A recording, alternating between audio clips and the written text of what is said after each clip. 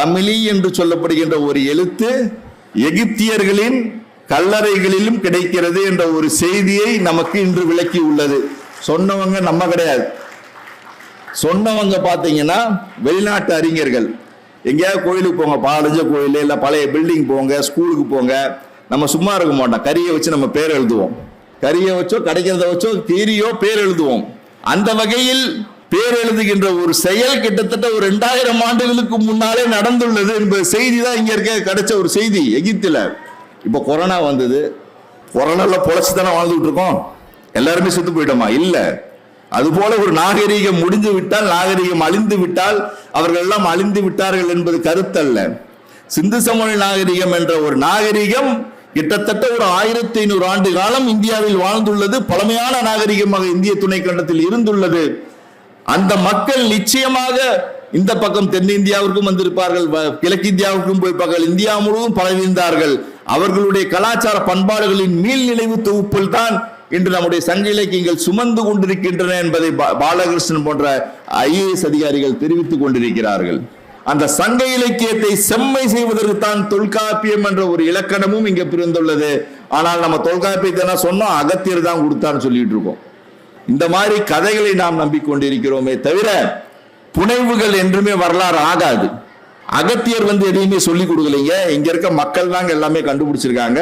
தாய்மொழியா சமஸ்கிருதம் இருக்காது. ஏனென்றால் ஒரு பெண் பேச முடியாத ஒரு மொழி நிச்சயமாக தாய்மொழியாக இருப்பதற்கு சாத்தியமே கிடையாது. ஏனென்றால் ஒரு மொழி என்பது பெண்ணிடமிருந்து தான் தோன்றும். பெண்ணிடமிருந்து தோன்றும் மொழி மட்டும்தான் ஆணுக்கும் போகும், பெண்ணுக்கும் சமமாக போகுமே தவிர சமஸ்கிருதம் என்ற ஒரு மொழி மதச்சடங்கு மொழி. சங்க இலக்கியம் உலகத்தில் மற்ற இலக்கியத்தை விட ஒரு வித்தியாசமான இலக்கியங்க. எந்த சாமியை பத்தி சொல்ல, எந்த கடவுளை பத்தி சொல்ல, இவனை கும்பிடு அவனை கும்பிடு எதையுமே சொல்லல. கலாச்சார பண்பாட்டு கருத்துக்களை தன்னுள் புதைத்து வைத்துள்ளது. அது அந்த மக்களின் வாழ்வியல் சார்ந்த ஒரு வரலாற்று ஆவணமாக திகழ்ந்துள்ளது என்பதுதான் மிக முக்கியம். அந்த திகழ்ந்துள்ள ஆவணத்தை பெரும்பாலான வரலாற்றாசிரியர்கள் மறுத்தார்கள். ஆனால் நாங்கள் சொன்னோம், அந்த வரலாற்று ஆவணத்தை நாம் சரியாக புரிந்து கொள்ளாமல் நாம் இது சொல்வது தவறு. அதை புரிந்து கொள்வோம். புரிந்து கொண்டால் நமக்கு பல விஷயங்கள் கிடைக்கும் என்று சொன்னோம். அதன்படி நாங்கள் அந்த ஆய்வை மேற்கொண்டோம். சங்க இலக்கியத்தின் அடிப்படையில் ஆய்வை மேற்கொண்டோம். அதன் விளைவாக கிடைத்த இடம்தான் கீழடி. இன்னைக்கு சங்க இலக்கியத்தை நம்ம கீழடி மூலம் நிரூபிக்கிறோம். திருவள்ளூர் மாவட்டத்தில் தொல்லியலை பற்றி பேச வேண்டும், வரலாற்றை பற்றி பேச வேண்டும், தமிழரின் தொன்மையை பற்றி பேச வேண்டும் என்ற ஒரு அடிப்படை காரணத்தினால் தான் இந்த வாய்ப்பு எனக்கு வழங்கப்பட்டிருக்கிறது. அந்த வாய்ப்புக்கு நான் என்றுமே நன்றி கடமைப்பட்டவனாக நான் திகழ்கிறேன் என்பதை இங்கு உறுதி செய்து கொள்கிறேன். ஏன்னா உங்க மாவட்டத்தை பத்தி சொல்ல வேண்டிய அவசியமே இல்லை. ஏன்னா தமிழகத்தின் பெருமையான மாவட்டம் திருவள்ளூர். அதான் உண்மை. தமிழகத்தின் பெருமையான மாவட்டம் திருவள்ளூர். நம்முடைய இந்தியாவிலேயே ஆதி மனிதன் வாழ்ந்தான் என்று சொல்லுகின்ற ஒரு இடம் திருவள்ளூர். அதை யாருமே மறக்க முடியாது, மறக்கவும் கூடாது. அதுதான் உண்மை. 15 லட்சம் ஆண்டுகளுக்கு முன்னால் தோன்றிய நிமிர்ந்த மனிதன் என்று சொல்லப்படுகின்ற ஹோமோ எரெக்டஸ் என்ற மனிதன் வாழ்ந்த ஒரு இடமாக திருவள்ளூர் திகழ்கிறது. குறிப்பாக நம்முடைய அத்திரம்பாக்கம், குடியம் போன்ற இடங்கள் திகழ்வதுதான் பெருமையாக இருக்கிறது. இந்த செய்தி உலகத்திற்கு சென்று சேர வேண்டும். ஏனென்றால் நம்முடைய பெருமையை நாம் எடுத்து சொல்லவில்லை என்றால் இந்த உலகத்தில் நம்மை பற்றி எவ்வாறு, நம்முடைய வரலாற்றை பற்றி, பண்பாட்டை பற்றி, கலாச்சாரத்தை பற்றி எவ்வாறு அறிந்து கொள்வார்கள்? அதற்கான ஒரு ஏற்பாடாகத்தான் இந்த நிகழ்வுகள் நடந்து கொண்டிருக்கிறது. அந்த நிகழ்வுகளை நடத்துகின்ற உங்களுடைய மாவட்ட ஆட்சியருக்கும் மாவட்ட நிர்வாகத்திற்கும் பாராட்டுகளை நான் முதலில் தெரிவித்துக் கொள்கிறேன். ஏன்னா இன்னைக்கு கொடுத்த தலைப்பே அகழாய்வுகள். தமிழ்நாட்டில் பார்த்தீங்கன்னா தொல்லியலுங்கிறது பேச்சே இப்ப ரீசெண்டா தாங்க எடுபட்டு. இதுக்கு முன்னாடி தொல்லியலுங்கிறது யாருக்குமே தெரியாது. தொல்லியலை பத்தி யாருக்கும் தெரியாது, வரலாறை பத்தி யாருக்குமே தெரியாது. ஏன்னா வரலாறு படிக்கிறதே ஒரு போரான சப்ஜெக்ட் படிக்கிறது தான் நினைப்பாங்க எல்லாருமே. எல்லா ஸ்கூல்லையும் காலேஜ்லயும் எதுவுமே கிடைக்கலனா தான் வரலாறு சப்ஜெக்டுக்கு போய் படிப்பாங்க. அந்த மாதிரி ஒரு இருந்த நிலைமை இன்று தமிழகத்தில் மாறி உள்ளது என்று நினைக்கும் பொழுது ரொம்ப சிறப்பா இருக்கு. அதற்கு காரணமாக நாங்கள்லாம் விளங்கியுள்ளோம் என்று நினைக்கும் பொழுது அதற்கு நாங்கள் பெருமைப்படுகிறோம். அந்த பெருமைக்கு நான் மட்டும் காரணமல்ல, என்னை போன்ற பல தொல்லியலாளர்கள் இந்த தமிழ்நாட்டில் பணிபுரிந்துள்ளனர். அவர்களின் மூலமாகத்தான் இந்த பெருமை இன்று தமிழ்நாட்டில் நிலவிக் கொண்டிருக்கிறது என்பதை நான் சொல்ல விரும்புகிறேன். ஏன்னா உங்களை போல மாணவ செல்வங்கள் தான் தெரிஞ்சுக்கணும். உங்களை போல மாணவ செல்வங்கள் முதலில் தெரிந்து கொள்ள வேண்டும் வரலாறு என்றால் என்ன என்பதை முதல்ல புரிஞ்சுக்கணும். வரலாறு என்னன்னு தெரியாம நம்ம இருந்தோம்னா நம்மளை அறியாமல் இருக்கிறோம் என்ற ஒரு நிலைமை நமக்கு ஏற்படும். அதை நாம் மாற்றி அமைக்க வேண்டும் என்ற ஒரு செயலுக்காகத்தான் தமிழக அரசு தொல்லியல் துறையை இவ்வளவு உயர்வாக போற்றி புகழ்ந்து வருகிறது, போற்றி காப்பாற்றி வருகிறது. சமீபத்தில் நம்முடைய தமிழக முதல்வர் 2 நாளைக்கு முன்னாடி கீழடி திறந்தவெளி அருங்காட்சியகத்தை திறந்து வைத்தார். பெருமையாக இருக்கிறது. அந்த இடத்தை தோண்டியவன் என்ற முறையில் நான் பெருமைப்படுகிறேன். நாங்கள் தோண்டிய இடத்தை முதல்வர் அவர்கள் தமிழக அரசு சார்பில் அந்த இடத்தை திறந்து வைத்துள்ளார். நிச்சயமாக அது ஒரு அருமையான ஒரு காட்சியமாக அமையும். ஏனென்றால் தமிழகத்தில் இதனால் வரையும் நாம் அருங்காட்சியகத்தில் தான் பார்த்திருக்கோம் தோன்றதை. இது ஒரு திறந்தவெளி அருங்காட்சியகம் என்பது என்ன அங்க கிடைத்ததோ அந்த கிடைத்த பொருட்கள் அப்படியே வைக்கப்பட்டு உங்களுக்கு காட்சிப்படுத்தப்படுகின்றன. அதன் மூலம் நீங்கள் முழுமையாக அறிந்து கொள்ளலாம் வரலாறு என்ன, வரலாறு எவ்வாறு எழுதப்படுகிறது, வரலாற்றின் மூலம் நாம் எவ்வாறு வரலாற்றை நாம் திகழ்கிறோம், தமிழர்கள் எவ்வாறு உயர்ந்த இடத்தில் திகழ்கிறோம் என்ற ஒரு செய்தி இந்த வரலாற்று அடிப்படை காரணங்கள் நமக்கு சொல்லுகின்றன. ஏன்னா வரலாறுனா சில பேருக்கு கசக்கும், வரலாறு சொல்ல வந்தா சில பேருக்கு கசக்கும்.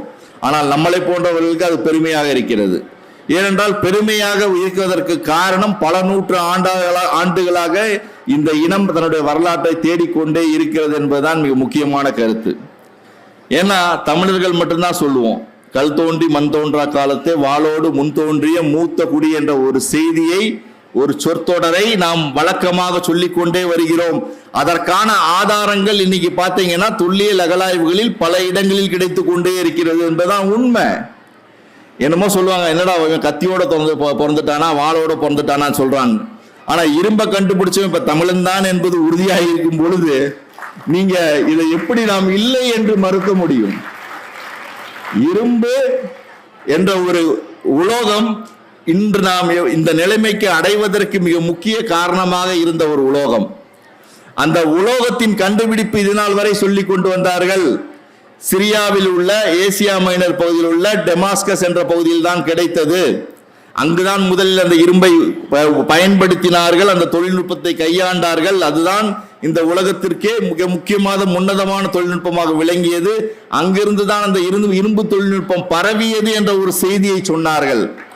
ஆனால் அந்த செய்தியை மறுத்த இடம் நம்முடைய தமிழ்நாடு என்பதை நான் பெருமையுடன் சொல்ல வேண்டும்.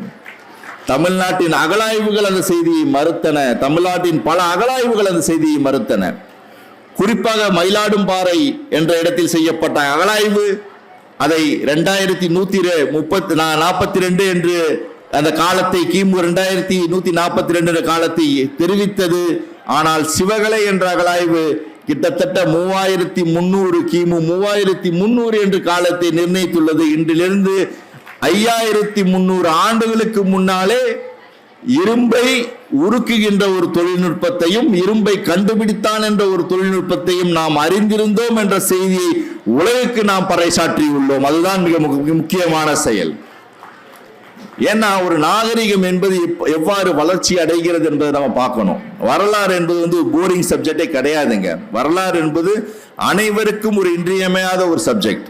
அதை நம்ம எப்படி புரிஞ்சுக்கிறோங்கிறத பார்த்துதான் நம்ம வரலாறே நம்மளை அது ஈர்க்கும். வரலாறு நீங்க போரிங்கா பார்த்தா போரிங்கா இருக்கும், அதை இன்ட்ரெஸ்டா பார்த்தீங்கன்னா அது ரொம்ப இன்ட்ரெஸ்டா உங்களை இன்வால்வ் பண்ணி அதுல உங்களை எவ்வளவு தூரம் கொண்டு போடுமோ அவ்வளவு தூரம் கொண்டு போய் உங்களை ஆய்வுகளை உயர்த்தும். அந்த செயலை வரலாறு செய்து கொண்டிருக்கும். அதற்கு காரணம் வரலாறு என்பது ஒரு அறிவியல் அடிப்படையிலான ஒரு செயல் என்பதை நாம் புரிந்து கொள்ள வேண்டும்.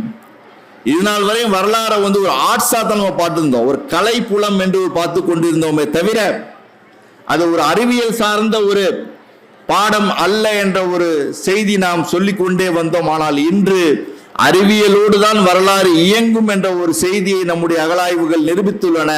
இன்று அறிவியல் மூலம் நாம் எல்லா செயல்களையும் வரலாற்று பூர்வமாக நாம் நிரூபித்து வருகிறோம் என்பதுதான் மிக முக்கியமான ஒரு செய்தி. ஏன்னா உங்களுக்கு சொன்ன திருவள்ளூர்ல தான் உங்களுக்கு 15 லட்சம் ஆண்டுகளுக்கு முன்னால் மக்கள் தோன்றினார்கள். அவர்கள் மனிதர்கள் அல்ல, ஹோமோ எரெக்டஸ் சொன்ன. அதுக்கப்புறம் பாத்தீங்கன்னா தமிழ்நாட்டில் கிடைத்த மரபணு சோதனையிலும் நமக்கு 60,000 ஆண்டுகளுக்கு முன்னால் ஹோமோ சேபியன்ஸ் என்ற மரபணு இனம் கிடைக்கின்ற இடமாக தமிழகம் இருந்திருக்கிறது என்ற வரலாற்று உண்மை இந்த அறிவியல் பூர்வமாக கிடைத்த செய்திகள் மூலம் நமக்கு கிடைக்கிறது. இவர்கள்தான் ஒரு காலகட்டத்தில் சிந்து சமவெளி நாகரிகத்தை கட்டமைத்தவர்கள் என்ற ஒரு செய்தி நமக்கு மிக முக்கியமான ஒன்று. இன்னைக்கு பாத்தீங்கன்னா ராக்கிகடிங்கிற இடத்துல அகழாய்வு செஞ்சாங்க 2014. அந்த இடத்தை கண்டுபிடித்தவர்கள், அந்த இடத்தில் நான் அந்த புதைப்படத்தை கண்டுபிடித்தவன் என்ற முறையில் நான் சொல்வதற்கு பெருமைப்படுகிறேன். அந்த புதைப்படம் 2000 கண்டுபிடிக்கப்பட்டது. ஆனால் 2014 தான் பேராசிரியர் வசந்த் சிண்டே என்பவர் அங்கு ஆய்வு செய்த போது அதை மரபணு சோதனைக்கு ஈடுபடுத்தினார். அந்த ராக்கிகடி என்று சொல்லப்படுகின்ற சிந்து சமவெளி நாகரிகத்தின் புதைப்படத்தை அகழாய்வு செய்து அங்கு கிடைத்த எலும்பு கூட்டை, ஒரு பெண்ணின் எலும்பு கூட்டை மரபணு சோதனைக்கு ஆய்வுக்கு உட்படுத்தினார். ஆய்வுக்கு உட்படுத்தும் பொழுதுதான் தெரிந்தது அது திராவிட நாகரிகத்தை சார்ந்த மக்கள் தான் அந்த நாகரிகத்தை உருவாக்கினார்கள் என்ற செய்தி தெரிந்தது. குறிப்பா சொல்ல வேண்டும் என்றால் ஆதி தென்னிந்திய பழங்குடிகளும் ஈரானிய வேளாண் குடிகளும் இணைந்துதான் அந்த நாகரிகத்தை உருவாக்கி உள்ளார்கள் என்பதைத்தான் அந்த மரபணு செய்தி சொல்லிக் கொண்டிருக்கிறது. அதான் உண்மை. ஆரியர்கள் என்ற ஒரு இனம் வருவதற்கு முன்னால் இங்கு திராவிடர்கள் என்ற ஒரு இனம் வாழ்ந்திருந்தது. அவர்கள் தான் இந்த ஒரு நகர அமைப்பை, சிந்து சமவெளி நாகரிகத்தில் முதல் கட்ட நாகரிக நகர அமைப்பை கட்டமைத்தார்கள் என்ற செய்தியை நமக்கு கொடுத்து கொண்டிருக்கிறது. அந்த செய்தி அந்த மக்கள் தான் இன்னைக்கு பாத்தீங்கன்னா இந்தியா முழுவதும் 80% வாழ்ந்து கொண்டிருக்கிறார்கள். சிந்து சமவெளியில் வாழ்ந்த மக்களின் மரபணை சார்ந்தவர்கள் தான் இன்றைக்கும் பாத்தீங்கன்னா 80% மக்கள் நம்ம இந்தியா முழுவதும் வாழ்ந்து கொண்டிருக்கிறோம் என்பதுதான் மிக சிறப்புக்குரிய செய்தி. இத்தகைய சிறப்புக்குரிய செய்திகளை நாம் சுமந்து கொண்டிருக்கிறோம். ஆனால் நம்முடைய வரலாற்றை நாம் தேடிக்கொண்டே இருக்கிறோம். இன்னும் தேடுதல் நாம் செய்ய வேண்டும் என்றுதான் நமக்கு இந்த வரலாற்று ஆய்வுகள் நமக்கு எடுத்து கூறுகின்றன. ஏன்னா இன்னைக்கு ஆய்வுகளை பாத்தீங்கன்னா பல மாற்றங்கள் நடந்து கொண்டே இருக்குங்க. கீழடிங்கிறது பாத்தீங்கன்னா உங்களுக்கு தெரியும். கீழடிங்கிறது 2015 முன்னாடி யாருக்காக தெரியுமா? கீழடிங்கிறது 2015 முன்னாடி யாருக்குமே தெரியாது. எனக்கு கூட தெரியாது. எனக்கு கூட கீழடிங்கிறது 2015 முன்னாடி தெரியாது. ஆனால் இதனால் வரை நாம் என்ன நினைத்துக் கொண்டிருந்தோம்? இந்தியாவில் சிந்து சமவெளி நாகரிகத்துக்கு பின்னால் 2ஆம் நகரமயமாக்கல் என்று சொல்லப்படுகின்ற நாகரிகம் கங்கை சமவெளியில் தான் ஏற்பட்டது என்ற ஒரு செய்தியை நாம் இதனால் வரை சொல்லி வந்தோம். இதனால் வரை நம்ம சொல்லிட்டு இருக்கோம். இதனால் வரை நம்ம பாட புத்தகத்தில் அதுதான் இருக்கு. இதனால் வரையும் பாட புத்தகத்தில் நம்மளும் படிச்சுட்டு இருக்கோம். கிட்டத்தட்ட ஒரு 100 ஆண்டுகளாக இந்த செய்தியை நாம் சொல்லிக் கொண்டே இருக்கிறோம். சிந்து சமவெளி நாகரிகத்தை பற்றி நாம் படித்துக் கொண்டே இருக்கிறோம். சிந்து சமவெளி நாகரிகளுக்கு பின்னால் 2ஆம் கட்ட நகர நாகரிகம் கங்கை சமவெளியில் தான் ஏற்பட்டது. அதுதான் 2ஆம் கட்ட நாகரிகத்தின் மூலம் தான் இந்தியாவின் வரலாற்று தெளிவு பெற்றது, இந்தியாவின் வரலாறு வளர்ந்தது என்ற ஒரு கருத்து நிலவிக் கொண்டிருந்தது. ஆனால் அந்த கருத்தாக்கத்தை மாற்றிய இடம் கீழடி என்று சொல்லுவேன். ஏனென்றால் தமிழகத்திலும் குறிப்பாக சொல்ல வேண்டும் என்றால் தமிழகத்திலும் 2வது நகர மயமாக்கல் நடந்துள்ளது என்பதை நிரூபித்த இடம் கீழடி. ஏன்னா இதனால் வரை சொல்லி வந்த ஒரு கருத்தை மாற்றியமைத்த இடம். அதான் முக்கியம். ஏன் கீழடி உலகம் முழுவதும் பேசப்படுகிறது என்பதற்கான மிக முக்கிய காரணமே அதுதான். ஏன்னா எத்தனையோ வட கங்கை சமவெளி நாகரிகங்கள் தான் அந்த நாகரிகத்தின் மூலம்தான் நம்முடைய தமிழ் சமூகம் நாகரிகம் பெற்றது என்ற ஒரு கருத்து நிலவி வந்தது. பெரும்பாலான வரலாற்று ஆசிரியர்கள் தான் சொன்னாங்க, தொழிலாளர்களும் சொன்னாங்க. அவர்கள் மூலம்தான் நாம் நாகரிகம் அடைந்தோம் என்ற செய்தியை சொன்னாங்க. ஏன்னா நம்மகிட்ட அருமையான இலக்கியங்கள் இருக்கின்றன. ஆனால் அந்த இலக்கியத்தை யாரும் நம்புவதற்கு தயாராக இல்லை. நம்முடைய சங்க இலக்கியத்தை யாரும் நம்புவதற்கு தயாராக இல்லை.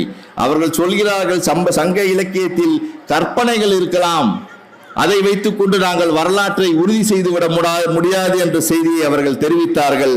ஆனால் எங்களை போன்ற ஆய்வாளர்கள் சொன்னோம், நாம் சரியாக நம்முடைய இலக்கியத்தை நாம் சரியாக புரிந்து கொள்ளவில்லை, புரிந்து அதை நாம் ஆய்வுக்கு உட்படுத்தவில்லை. ஆய்வுக்கு உட்படுத்தாத காரணத்தினால் தான் நம்முடைய வரலாற்றை இவர்கள் மறுதளிக்கிறார்கள். அதை நாம் சரியாக ஆய்வுக்கு உட்படுத்தினோமே என்றால் நிச்சயமாக நம்முடைய வரலாற்றை நாம் மீட்டெடுக்க முடியும் என்ற நோக்கில் தான் நாங்கள் எங்கள் பயணத்தை ஆரம்பித்தோம். அதன் விளைவில் தான் அந்த கீழடி என்ற இடம் கண்டுபிடிக்கப்பட்டது. அதான் உண்மை. இதனால் வரை சங்க இலக்கியத்தை மறுத்து வந்தாங்க. சங்க இலக்கியம் உலகத்தில் மற்ற இலக்கியத்தை விட ஒரு வித்தியாசமான இலக்கியங்க. யாரு சொல்றீங்களோ இல்லையோ, நாங்க எங்களை போட்டு தொழிலாளர்கள் நாங்கள் கருதுகிறோம், ஒரு வித்தியாசமான ஒரு இலக்கியம். அது எந்த மதத்தை பத்தி பேசல, எந்த மதத்தை பத்தி என்னைக்குமே பேசல. அது மனிதத்தை பற்றி பேசியது, மனித நாகரிகத்தை பற்றி பேசியது, பண்பாட்டை பற்றி பேசியது. அதுவும் குறிப்பாக தமிழர்களின் நாகரிகத்தை பற்றி சொன்ன இலக்கியம் சங்க இலக்கியம். எந்த சாமியை பத்தி சொல்ல, எந்த கடவுளை பத்தி சொல்ல, இவனை கும்பிடு அவனை கும்பிடு எதையுமே சொல்லல. அந்த இலக்கியம் நிச்சயமாக சமூக கருத்து, சமூக கலாச்சார பண்பாட்டு கருத்துக்களை தன்னுள் புதைத்து வைத்துள்ளது. அது அந்த மக்களின் வாழ்வியல் சார்ந்த ஒரு வரலாற்று ஆவணமாக திகழ்ந்துள்ளது என்பதுதான் மிக முக்கியம். அந்த திகழ்ந்துள்ள ஆவணத்தை பெரும்பாலான வரலாற்றாசிரியர்கள் மறுத்தார்கள். ஆனால் நாங்கள் சொன்னோம், அந்த வரலாற்று ஆவணத்தை நாம் சரியாக புரிந்து கொள்ளாமல் நாம் இது சொல்வது தவறு. அதை புரிந்து கொள்வோம், புரிந்து கொண்டால் நமக்கு பல விஷயங்கள் கிடைக்கும் என்று சொன்னோம். அதன்படி நாங்கள் அந்த ஆய்வை மேற்கொண்டோம். சங்க இலக்கியத்தின் அடிப்படையில் ஆய்வை மேற்கொண்டோம். அதன் விளைவாக கிடைத்த இடம்தான் கீழடி. இன்னைக்கு சங்க இலக்கியத்தை நம்ம கீழடி மூலம் நிரூபிக்கிறோம். கீழடி மட்டும் வச்சு நம்ம நிரூபிக்கல. இன்னைக்கு தமிழக தொல்லியல் துறை பார்த்தீங்கன்னா பல இடங்கள் ஆய்வு செஞ்சுட்டு இருக்காங்க. குறிப்பா சிவகலையில் ஆய்வு செய்யறாங்க, உங்களுக்கு திருமலாபுரம் என்ற இடத்தில் ஆய்வு செய்யறாங்க, துலுக்கர்பட்டியில் ஆய்வு செய்யறாங்க, கொடுமணலில் ஆய்வு செய்யறாங்க. அதே போல பாத்தீங்கன்னா உங்களுக்கு மயிலாடும்பாறையில் ஆய்வு செய்யறாங்க. இன்னும் பல இடங்கள் ஆய்வு செய்யறாங்க. ஆய்வு செய்யும் பொழுதுதான் நமக்கு புது புது கருத்துக்கள் நமக்கு வந்து சேர்கின்றன. ஏன்னா இது நாள் வரையும் நம்ம பார்த்துக்கிட்டே இருந்தோம், ஹோமோ எரெக்டாஸ் என்ற ஒரு மனித இனம் வாழ்ந்தது, அவர்கள் இங்கு அழிந்து விட்டார்கள். அதுக்கப்புறம் ஹோமோ சேப்பியன்ஸ்ங்கிறவன் வந்தான். அதுக்கப்புறம் பாத்தீங்கன்னா ஒரு மெகலித்திக் கல்ச்சர்னு சொல்லப்படுகின்ற ஒரு பெருங்கற்கால காலம் இருந்தது என்ற ஒரு தகவலை நாம் சொல்லிட்டே இருக்கோம். ஆனால் அந்த பெருங்கற்கால காலத்தை நாம் எந்த அடிப்படையில் சொல்றோம்னா, அது புதைப்பிடங்களை வச்சு நம்ம சொல்லிட்டு இருக்கோம். இன்னைக்கு திருவள்ளூர் மாவட்டத்தை எடுத்துங்க, செங்கல்பட்டு மாவட்டத்தை போங்க, எங்க பார்த்தாலும் எல்லா ஊர்லயும் அந்த புதைப்பிடம் இருக்கும். பெருங்கற்கால கால புதைப்பிடங்கள் எங்கு போனாலும் கிடைக்கும். தமிழகத்தில் எங்கு போனாலும் கிடைக்கும் பெருங்கற்கால புதைப்பிடம். கிட்டத்தட்ட பேராசிரியர் ராஜன் போன்றவர்கள் எல்லாம் பாத்தீங்கன்னா ஒரு 7500க்கும் மேற்பட்ட பெருங்கால புதைப்பிடங்கள் தமிழ்நாட்டில் உள்ளன என்ற ஒரு செய்தியை சொல்லியிருக்காங்க. அப்ப அந்த புதைப்பிடங்களை அமைத்தவர்கள் யார் என்று யாரும் கேட்கல. கடைசி வரையும் ஒரு புதைப்படம் வருதுன்னா கண்டிப்பா மக்கள் வாழ்ந்திருக்கணும். மக்கள் வாழாம என்னைக்குமே ஒரு சுடுகாடோ இடுகாடோ வராதுங்க. சுடுகாடு மட்டும் சுடுகாட்டையும் இடுகாட்டையும் மட்டும் நம்ம ஸ்டடி பண்ணிட்டு அதை மட்டும் ஆய்வு செஞ்சுட்டு அது ஒரு காலம், அது பெருங்கற்கால காலம், மெகலித்திக் காலம்னு இது நாள் வரை சொல்லி கொண்டிருக்கோம்.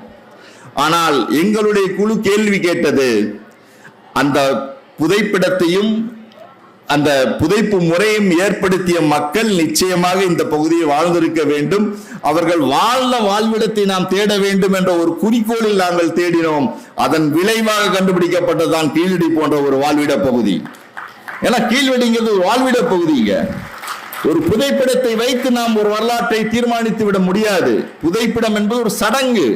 ஒரு வாழ்நாளில் ஒரு மனிதனின் இறுதி சடங்கு. அவன் போற்றப்படுகிறான், அவன் கொண்டாடப்படுகிறான், அவன் வழிபடுகின்ற கடவுளாக நினைக்கப்படுகிறான். அந்த புதைப்படங்களை ஒரு பெருமையுடன் நம்முடைய தமிழர்கள் கட்டமைத்துள்ளார்கள் என்றால் நிச்சயமாக அவர்கள் நிரந்தரமாக இந்த பகுதியில் வாழ்ந்திருக்க வேண்டும் என்ற எண்ணம் நமக்கு இருந்தது. அதை பற்றிய ஆய்வுகள் நாம் செய்தோம். அதை பற்றிய ஆய்வுகள் செய்ததன் விளைவாகத்தான் இவ்வளவு பெரிய கீழடி கண்டுபிடிக்கப்பட்டது. வாழ்ந்தவன் இங்கு மிகவும் செழுமையாக ஒரு சங்க நாகரிகத்தை உருவாக்கி வாழ்ந்திருக்கிறான் என்ற செய்தியை கீழடி எடுத்து சொல்கிறது. ஏன்னா சிந்து சமவெளிக்கு அப்புறம் சிந்து சமவெளி நாகரிகம் டிஸ்இன்டகிரேட் சொல்லுவாங்க. அது வீழ்ந்த பிறகு மக்கள் என்ன செத்து போயிட்டானா? என்னைக்குமே சாக மாட்டாங்க. இப்போ கொரோனா வந்தது, கொரோனால பொழைச்சு தானே வாழ்ந்துட்டு இருக்கோம். எல்லாருமே செத்து போயிட்டோமா? இல்ல. அதுபோல ஒரு நாகரிகம் முடிஞ்சு விட்டால், நாகரிகம் அழிந்து விட்டால் அவர்கள் எல்லாம் அழிந்து விட்டார்கள் என்பது கருத்தல்ல. சிந்து சமவெளி நாகரிகம் என்ற ஒரு நாகரிகம் கிட்டத்தட்ட ஒரு 1500 ஆண்டு காலம் இந்தியாவில் வாழ்ந்துள்ளது. பழமையான நாகரிகமாக இந்திய துணைக்கண்டத்தில் இருந்துள்ளது. அந்த மக்கள் நிச்சயமாக இந்த பக்கம் தென்னிந்தியாவிற்கும் வந்திருப்பார்கள், கிழக்கிந்தியாவுக்கும் போயிருப்பார்கள், இந்தியா முழுவதும் பரவியிருந்தார்கள். அவர்களுடைய கலாச்சார பண்பாடுகளின் மீள் நினைவு தொகுப்பில் தான் இன்று நம்முடைய சங்க இலக்கியங்கள் சுமந்து கொண்டிருக்கின்றன என்பதை பாலகிருஷ்ணன் போன்ற ஐஏஎஸ் அதிகாரிகள் தெரிவித்துக் கொண்டிருக்கிறார்கள். ஏன்னா அதுதான் முக்கியம். நமக்கு நம்முடைய தொடர்புகளை நாம் அறிந்து கொள்ள வேண்டும். முதல் கட்ட நாகரிகத்திற்கு பின் இரண்டாம் கட்ட நாகரிகம் கங்கை சமவெளி மட்டும் ஏற்படவில்லை. நம்முடைய தென்னிந்திய பகுதியிலும் ஏற்பட்டுள்ளது என்ற ஒரு செய்தியை இந்த தொல்லியல் அகழாய்வுகள் எடுத்து சொல்கின்றன. இந்த அகழாய்வுகளை நாம் இன்னும் எடுத்து செல்ல வேண்டும் என்பதுதான் என்னை போன்ற தொழிலாளர்களின் கருத்து. நின்றக்கூடாது. ஒரு சைட்டோட தோண்டிட்டோம்னா அதோட முடிஞ்சிடும் கிடையாது வரலாறு. இன்னைக்கு தமிழக அரசு ஒரு நல்ல செயலை செஞ்சுட்டு வருது. பல இடங்கள்ல தோன்றாங்க, அருமையான ஆதாரங்கள் கிடைக்குது. இன்னைக்கு பாத்தீங்கன்னா திருமலாபுரம் என்ற இடம் தோண்டப்பட்டுள்ளது நம்முடைய தென்காசி மாவட்டத்தில். அந்த திருமலாபுரம் என்று தோண்டப்பட்ட இடத்தின் பெருமையை பார்த்தீங்கன்னா நீங்க உலகத்திலே அசந்து போயிடுவோம். கிட்டத்தட்ட 8 அடி நீளமான இரும்பு வேல். நம்ம சொல்லிட்டு இருக்கோம் இரும்பு வேல் உலகத்துல நம்ம தான் முதல்ல கண்டுபிடிச்சிருக்கோம். அதுவும் பாத்தீங்கன்னா ஒரு புதைப்படத்தில் தான் நம்ம எடுத்திருக்கோம். அது இரும்பு வேல், 8 அடி நீளமுள்ள இரும்பு வேலை கண்டுபிடித்துள்ளார். அந்த இரும்பு வேல் சொல்கிறது, அந்த இரும்பின் தன்மையை சொல்கிறது, அந்த தொழில்நுட்பத்தை சொல்கிறது, எவ்வாறு அந்த தொழில்நுட்பத்தை அவர்கள் அந்த காலத்தில் உருவாக்கினார்கள் என்பதை சொல்லிக் கொண்டிருக்கிறது. அந்த இரும்பு வேலை கண்டுபிடித்த மனிதன், அந்த இரும்பு வேலை பயன்படுத்திய மனிதன் ஒரு நகர நாகரிகத்தை உருவாக்கிக்க மாட்டானா? நிச்சயமா உருவாக்கி இருப்பான். ஏன்னா நம்ம மேலோட்டமாக ஒரு வரலாற்றை பார்த்து சென்றுள்ளோமே தவிர அந்த வரலாற்றின் முழுமையான கருத்துக்களை நாம் அறிந்து கொள்ளவில்லை. அதுதான் நம்மகிட்ட இருக்க பெரிய ப்ராப்ளம். வரலாறு என்பதை நாம் எவ்வாறு புரிந்து கொள்கிறோம் என்பதுதான் மிக முக்கியம். அது அறிவியல் ரீதியாக புரிந்து கொள்ளும் போலும் நிகழ்கின்ற செயல்கள் பல செய்திகளை நமக்கு சொல்லிக் கொண்டேதான் இருக்கிறது. அதான் மிக முக்கியமா சொல்லணும். அதோட இன்னைக்கு பார்க்கணும் பெருமை பாத்தீங்கன்னா ஒரு 4 நாளைக்கு முன்னாடி நம்முடைய தொல்லியல் துறை கல்வெட்டு கருத்தரங்கத்தை சென்னையில் நடத்தினாங்க. கல்வெட்டு கருத்தரங்கத்தை சென்னையில் நடத்தினாங்க. அந்த கருத்தரங்கத்தில் மிக முக்கியமான செய்தியே தமிழி என்று சொல்லப்படுகின்ற ஒரு எழுத்து எகிப்தியர்களின் கல்லறைகளிலும் கிடைக்கிறது என்ற ஒரு செய்தியை நமக்கு இன்று விளக்கி உள்ளது. சொன்னவங்க நம்ம கிடையாது. சொன்னவங்க பாத்தீங்கன்னா வெளிநாட்டு அறிஞர்கள். 2 வெளிநாட்டு அறிஞர்கள் அந்த கருத்தரங்கத்தில் முதல் கட்டுரையை வாசித்தார்கள். அவர்கள் சொன்னார்கள், எகிப்தில் உள்ள உங்களுக்கு வேலி ஆஃப் கிங்ஸ் சொல்லப்படுகின்ற நியூ கிங்டம் சொல்லுவாங்க, புதிய அரசமைப்பு என்று சொல்லப்படுகின்ற எகிப்திய கல்லறைகளில் 30 இடங்களில் தமிழில் பொறிக்கப்பட்டுள்ள எழுத்துக்கள் உள்ளன என்பதை கண்டுபிடிச்சு சொல்லியிருக்காங்க. அதுவும் குறிப்பா சிகை கொற்றன் என்ற ஒரு எழுத்தை அவர்கள் படித்து, அந்த கொற்றன் என்ற எழுத்து நம்முடைய புகழூர் கல்வெட்டிலும் கிடைக்கிறது, தமிழகத்தில் உள்ள கரூர் பக்கத்தில் இருக்க புகழூர் கல்வெட்டிலும் கிடைக்கிறது. அது போன்ற கல்வெட்டு இங்கு உள்ளது. இங்கிருந்த மக்கள் அங்கு சென்று வியாபாரம் செய்துள்ளார்கள். செய்த பொழுது அவர்கள் தங்களுடைய பெயர்களை எழுதி வைத்துள்ளார்கள். இன்னைக்கு கூட நம்ம பெயர் எழுதுவோம், பார்த்திருக்கீங்களா? எங்கேயாவது கோயிலுக்கு போங்க, பாலஜ கோயில் இல்ல பழைய பில்டிங் போங்க, ஸ்கூலுக்கு போங்க, நம்ம சும்மா இருக்க மாட்டோம். கரியை வச்சு நம்ம பேர் எழுதுவோம். கரியை வச்சோ கிடைக்கிறத வச்சோ கீரியோ பேர் எழுதுவோம். அந்த வகையில் பேர் எழுதுகின்ற ஒரு செயல் கிட்டத்தட்ட ஒரு 2000 ஆண்டுகளுக்கு முன்னாலே நடந்துள்ளது என்பது செய்தி தான் இங்க இருக்க கிடைச்ச ஒரு செய்தி எகிப்தில. ஏனென்றால் எகிப்திய மன்னர்கள் அந்த அந்த அந்த பிரமிடை கட்டிய காலம் பாத்தீங்கன்னா கிமு 1800. கட்டிய காலத்தில் அவர்கள் எகிப்திய அந்த கியூனிஃபார்ம் லெட்டர் சொல்லப்படுகிற அந்த கியூனிஃபார்ம் லெட்டர் அவங்க அந்த அந்த எழுத்தை அவர்கள் எழுதி வைத்துள்ளார்கள்.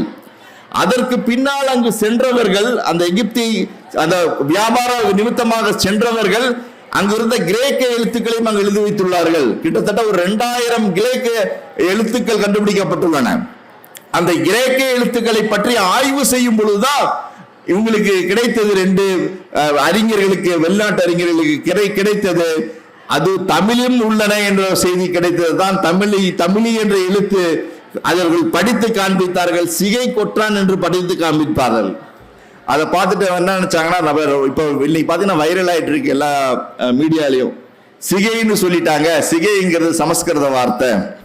சிகைங்கிறது சமஸ்கிருத வார்த்தை. சிகை என்பது சமஸ்கிருத வார்த்தையாக இருப்பதற்காக எந்த ஒரு நிகழ்வும் இருக்கிறதா என்று எனக்கு தெரியவில்லை. ஏனென்றால் சமஸ்கிருதம் என்ற ஒரு மொழி உருவாக்கப்பட்ட மொழி. அது யாருக்குமே தாய்மொழியா இருக்காது. தாய்மொழியா சமஸ்கிருதம் இருக்காது. ஏனென்றால் ஒரு பெண் பேச முடியாத ஒரு மொழி நிச்சயமாக தாய்மொழியாக இருப்பதற்கு சாத்தியமே கிடையாது. ஏனென்றால் ஒரு மொழி என்பது பெண்ணிடமிருந்து தான் தோன்றும். பெண்ணிடமிருந்து தோன்றும் மொழி மட்டும்தான் ஆணுக்கும் போகும், பெண்ணுக்கும் சமமாக போகுமே தவிர சமஸ்கிருதம் என்ற ஒரு மொழி மதச்சடங்கு மொழி. ஒரு கடவுளை போற்றுவதற்காக ஏற்றப்பட்ட தொகுக்கப்பட்ட ஒரு மொழி. அந்த மொழி ஆணுக்கும் மட்டும்தான் பயன்படுமே தவிர ஆணுக்கும் பெண்ணுக்குமோ ஆணுக்குமோ பயன்படாத ஒரு மொழி அது தாய்மொழியாக இருப்ப வாய்ப்பே கிடையாது. அந்த மொழி உருவாக்கப்பட்ட மொழி என்றுதான் சொல்றாங்க. சமஸ்கிருதம் என்றாலே ஒரு உருவாக்கப்பட்ட மொழி. பல மொழிகளின் கலவையை எடுத்துக்கொண்டு உருவாகிய ஒரு மொழி. நிச்சயமாக நம் தமிழ் மொழியில் உள்ள சொற்களை எடுத்துக்கொண்டு அந்த சமஸ்கிருத மொழியாக இன்று திகழ்ந்து கொண்டிருக்கலாம். அந்த மொழியை சொல்லி சிகை என்று சொல்வது சமஸ்கிருதம் என்று சொன்னால் அது தவறாக இருக்கும். ஏனென்றால் நம்முடைய தமிழ் மொழியாளர்கள் அதை பற்றி ஆய்வு செய்ய வேண்டும். சிகை என்பது தமிழ் மொழியா என்பதை நாம் ஆய்வு செய்ய வேண்டும். நிச்சயம் அது தமிழ் மொழி என்பதுதான் நமக்கு உறுதியாக நமக்கு கிடைக்கும் விடையாக இருக்குமே தவிர அந்த ஆய்வுகளை நாம் செய்ய தொடங்கினால் நம்முடைய தமிழின் பெருமை இந்த உலகத்தில் நிச்சயமாக நாம் எடுத்து கொண்டு செல்வதற்கு மிகவும் உதவியாக இருக்கும் என்பதை நான் இங்கே தெரிவித்துக் கொள்கிறேன். ஏன்னா அதை இன்னைக்கு ரொம்ப பேர் அது சமஸ்கிருதம் இருக்கு, பிராகிருதம் இருக்கு, தமிழி மட்டும் இல்லைன்னு ஆர்கியூ பண்றாங்க. படிச்ச ஸ்காலரே சொல்றாங்க அது தமிழ் எழுத்து தான். நாங்களும் சொல்றோம் இனிமே தமிழ் பிராமின்னு சொல்லாதீங்க, தமிழ் பிராமின்னு சொல்லாதீங்க, தமிழ் எழுத்துன்னு சொல்லுங்கன்னு சொல்றோம். அதற்கு முக்கிய காரணமே இந்த எழுத்து வடிவம் இந்தியாவில் இந்த பகுதியில் தான் உருவாக்கி உள்ளது என்பதற்கான ஆதாரம் நம்மகிட்ட கிடைக்குதுங்க. வேற எங்கேயுமே கிடைக்காது. இந்தியாவில் போனீங்கன்னா இந்தியாவில் பல இடங்கள்ல ஆய்வு செஞ்சிருக்காங்க, பல ரிப்போர்ட்டும் வந்திருக்கு. எல்லா ரிப்போர்ட்டையும் நீங்க வெரிஃபை பண்ணுங்க. எங்கேயும் பானைகளில் எழுதுகின்ற ஒரு முறை இருந்ததாக இதுவரை செய்தி கிடையாது. தமிழகத்தை தவிர பானையில் எழுதுகின்ற முறை இருந்ததாக செய்தியே கிடையாது. பானையில மட்டும்தான் பாத்தீங்கன்னா தமிழ்நாட்டில் மட்டும்தான் நீங்க எங்க வேணாலும் தோண்டலாம், உங்களுக்கு கிடைக்கும். நம்முடைய தமிழக எல்லையை தாண்டி நீங்க கொட்டி பொருள்னு இருக்கு நெல்லூர் டிஸ்ட்ரிக்ட்ல. அந்த கொட்டி பொருள்னு சொல்ற இடம் வரை நமக்கு தமிழ் கிடைக்குது.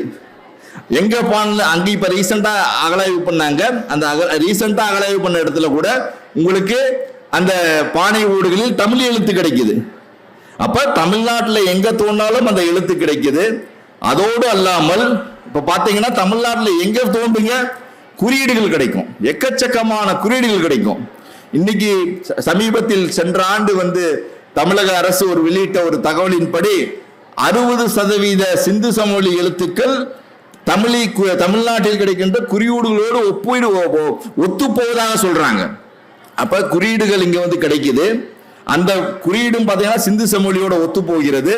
இந்த குறியீடுகள் எதை விளக்குகின்றன என்றால் இந்த குறியீடுகளின் மூலம்தான் இந்த எழுத்துக்கள் இங்கு உருவாயிருக்க வேண்டும் என்ற ஒரு செய்தியை தமிழக ஆய்வுகள் சொல்லிக் கொண்டிருக்கின்றன. ஏன்னா சிந்திச்சு பாருங்க, எழுத்து ஒரே நாள்ல கண்டுபிடிச்சிட முடியுமா யாராவது? எழுத்துங்கிறது ஒரு மொழிங்கிறது எப்படி வந்திருக்குன்னு யோசிச்சு பாருங்க. மொழிங்கிறது நம்ம இன்னைக்கு பேசிட்டு இருக்கோம். இந்த மொழி பிறப்பதற்கு எத்தனை ஆண்டு காலம் தேவைப்பட்டு இருக்கும்? இந்த மொழி பிறப்பதற்கு கிட்டத்தட்ட பல ஆயிரம் ஆண்டுகள் தேவைப்பட்டிருக்கும். ஏன்னா மொழி என்பது பாத்தீங்கன்னா ஒரு மனிதனுடைய ஒரு உன்னதமான ஒரு செயல். அது மனிதனுக்கு மட்டும்தான் அந்த கிடைச்சிருக்கு. இந்த உலகத்தில் உள்ள உயிரினங்களிலே மனிதனுக்கு மட்டும்தான் அந்த மொழியை பேசுகின்ற வாய்ப்பு கிடைத்திருக்கிறது. அந்த மொழி என்பது பல ஒலிகளின் மூலம் உருவாக்கப்பட்டதுதான் அந்த மொழி. ஒலிகளின் மூலம் உருவாக்கப்பட்ட மொழி ஒரு நாளில் தோன்றுவதற்கான வாய்ப்பு இல்லை. மொழி முதலில் தோன்றி இருக்கும். அந்த மொழிக்கான அந்த ஒலியை அவர்கள் முதல்ல ஐடென்டிஃபை பண்ணுவாங்க, அதை கண்டுபிடிச்சிருப்பாங்க. அந்த ஒலிக்கான எழுத்து பயிற்சிகள் நடந்திருக்கும். அந்த எழுத்து பயிற்சிகள் தான் குறியீடுகளாக நாம் எங்கு தோன்றினாலும் அந்த குறியீடுகளாக நம்ம தமிழ்நாட்டில் எடுத்துக்கிட்டே இருக்கோம். கிட்டத்தட்ட தமிழ்ல கீழடியிலே பாத்தீங்கன்னா 2447 குறியீடுகள் நாங்கள் எடுத்திருக்கோம். அப்போ ஒவ்வொரு அகலாய்விலையும் பாத்தீங்கன்னா லட்சக்கணக்கான குறியீடுகளை நாம் எடுத்துக்கொண்டிருக்கிறோம். ஒரு மொழியின் ஒளியை கண்டுபிடித்து அதற்கான பயிற்சிக்கான இடம் நடந்திருக்கிறது. அந்த பயிற்சியின் அடிப்படையில் அந்த எழுத்து உருவாக்கம் இங்கு ஏற்பட்டுள்ளது. அந்த எழுத்துக்களைத்தான் நாம் தமிழி என்று நாம் சொல்லிக் கொண்டிருக்கிறோம். அந்த எழுத்துக்களை நம்முடைய குயவர்கள் பயன்படுத்தினார்கள், இங்கு வாழ்ந்த சாமானியர்கள் பயன்படுத்தினார்கள். அரசன் பயன்படுத்தல. எந்த பான கல்வெட்டிலையும் பாத்தீங்கன்னா அரசனுடைய கையொப்பமோ பேரோ கிடையவே கிடையாது. அரசன் பெரிய பெரிய சாசனத்தை தான் அடிச்சு வைப்பாங்க. அரசன் என்பவனுக்கு 1000 பேர் வேலை செய்வாங்க. அரசனுடைய சாசனத்தை யார் வேணாலும் சொல்லி, யார் வேணாலும் கம்போஸ் பண்ணி, யார் வேணாலும் எழுதி, யார் வேணாலும் வெட்டி வைக்கலாம். அந்த வகையில் தான் அசோகனுடைய கல்வெட்டுகள் எல்லாம் இந்தியாவில் முழுவதும் கிடைத்துக் கொண்டிருக்கிறது. ஆனால் நம்முடைய பெரும் பேராசிரியர்கள் அனைவரும் சொல்கிறார்கள், அசோகனிடமிருந்து நாம் கடன் வாங்கி நம்முடைய தமிழுக்கு எழுத்தை பயன்படுத்தினோம் என்ற ஒரு செய்தியை இந்த அகழாய்வுகள் இன்று மாற்றி அமைத்துள்ளன என்பதுதான் மிக முக்கியம். தமிழ்நாட்டில் உள்ள அகழாய்வுகள் மாற்றி அமைத்துள்ளன. இல்லை, இங்கும் சாதாரண மனிதர்கள் இந்த எழுத்தை உருவாக்கியுள்ளார்கள், பாமரர்கள் இந்த எழுத்தை உருவாக்கியுள்ளார்கள், குயவனும் எழுதியுள்ளான். அப்பொழுது என்றால் அனைவருக்கும் ஒரு பரந்தப்பட்ட ஒரு கல்வி அறிவு இருந்துள்ளது என்ற ஒரு செய்தி இங்க வருது. எழுத்தை இங்கு கண்டுபிடித்துள்ளார்கள், ஒளியை கண்டுபிடித்துள்ளார்கள், அந்த எழுத்து வடிவத்தை உருவாக்கியுள்ளார்கள்.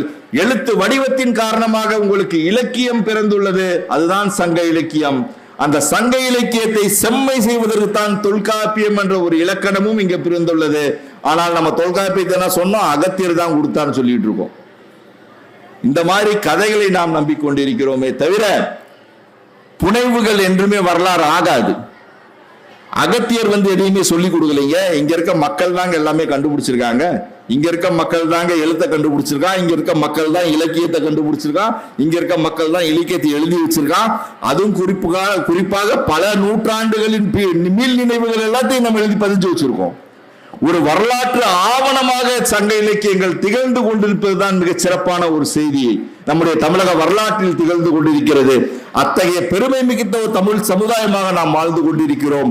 அவர்களின் வரலாற்றை நாம் இன்னும் பல ஆய்வுகள் மேற்கொண்டு நாம் உண்மையை அறிவியல் பூர்வமாக நிரூபிக்க வேண்டும் என்பதுதான் என்னை போன்ற அறிஞர்களின் ஒரு கருத்தா நான் சொல்ல விரும்புகிறேன்.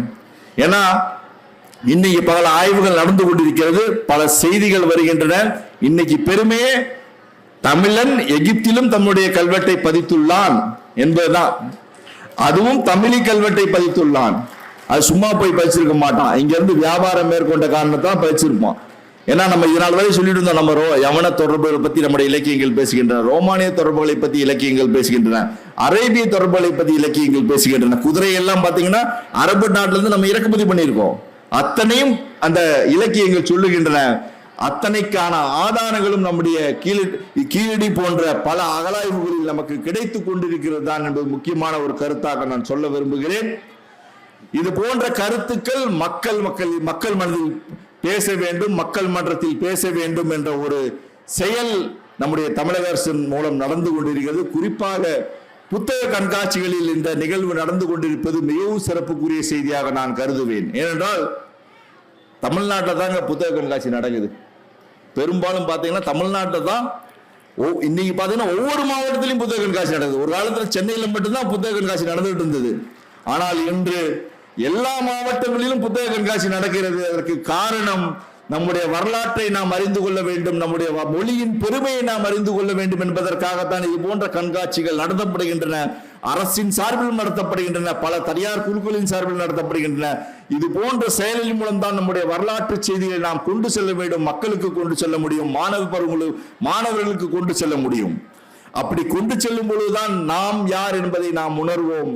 இந்த இந்திய துணை கண்டத்திலே மிக பழமையாக குடிகளாக நாம் வாழ்ந்திருக்கிறோம் என்ற ஒரு செய்தியை இது போன்ற வரலாற்று ஆதாரங்கள் நமக்கு எடுத்துச் சொல்கின்றன. இந்த ஆதாரங்களை நாம் ஒரு மிக பெருமையுடன் பார்ப்பதோடு ஆய்வு ரீதியாகவும் அறிவியல் ரீதியாகவும் நாம் பார்க்க வேண்டும் என்ற ஒரு கருத்தை நான் இங்கு சொல்ல விரும்புகிறேன். எனக்கு இங்க பேசுறதுக்கு உங்களுக்கு வாய்ப்பு கொடுத்த உங்களுடைய மாவட்ட நிர்வாகத்துக்கு நான் முதல்ல நன்றி சொல்வேன். ஏன்னா இது 2வது முறையா என்ன பேச இங்க வச்சிருக்காங்க, பெருமையாக இருக்கிறது. ஏனென்றால் இது போன்ற புத்தக காட்சிகள் இன்னைக்கு பாத்தீங்கன்னா விரிவா நடந்துகிட்டு இருக்கு. மாவட்ட நிர்வாகம் மிகவும் முனைப்புடன் இதற்கு செயல்படுத்தி அதை செய்து வருகிறார்கள். நினைக்கும் பொழுது பெருமையாக இருக்கிறது. இது போன்ற கருத்தரங்கள் இன்றும் நடக்க வேண்டும், பல இடங்களில் நடக்க வேண்டும், மாணவர்களுக்கு நம்முடைய கருத்துக்களை எடுத்துச் சொல்ல வேண்டும். அத்தனையும் செய்து கொண்டிருக்கின்ற தமிழக அரசுடைய பாராட்டுகளை நாம் தெரிவித்துக் கொண்டு இந்த வாய்ப்பை வழங்கிய அனைவருக்கும் நன்றியை தெரிவித்துக் கொண்டு விடைபெறுகிறேன். நன்றி, வணக்கம்.